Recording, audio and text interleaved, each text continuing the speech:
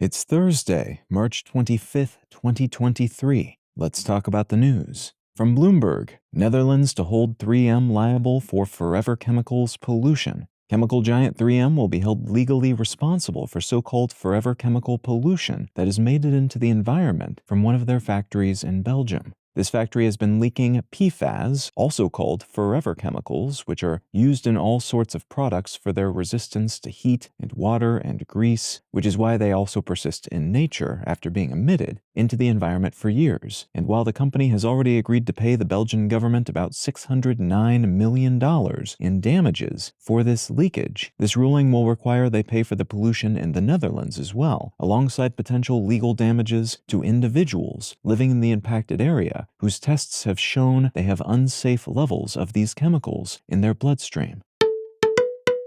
From the Associated Press, Typhoon Mawar lashes Guam as Category 4 storm. Typhoon Mawar was rolling through Guam on early Thursday, having become a Category 4 storm and bringing with it a massive storm surge that knocked out power across several communities on the island. This is the strongest storm to hit Guam in decades, and there's a chance it will grow even more powerful before it leaves the area. The U.S. Navy has ordered an aircraft carrier strike group into the region to help with recovery efforts. That's expected to arrive in about 3 days, and the storm is expected to pass north of the Philippines in the near future, where it could become a super typhoon again, a label it had, but then lost after its top sustained wind speed dropped below 150 miles per hour, which is about 241 kilometers per hour. And from the New York Times, Surgeon General warns that social media may harm children and adolescents.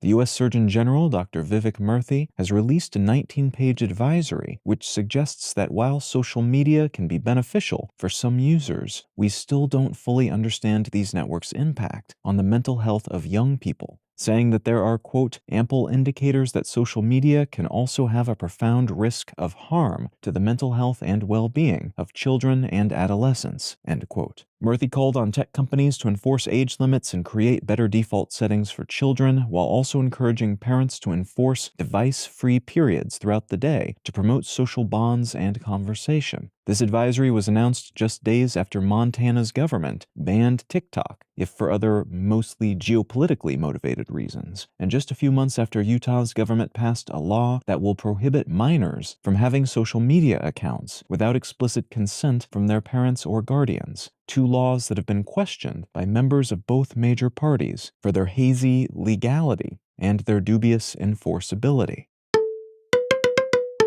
If you're finding some value in One Sentence News, consider leaving a quick review wherever you get your podcasts and/or sharing the show with a friend. You can find out more about this show or subscribe to the email version at onesentencenews.com. And you can support this and other related projects, like the Let's Know Things and Brain Lenses podcasts, at understandery.com.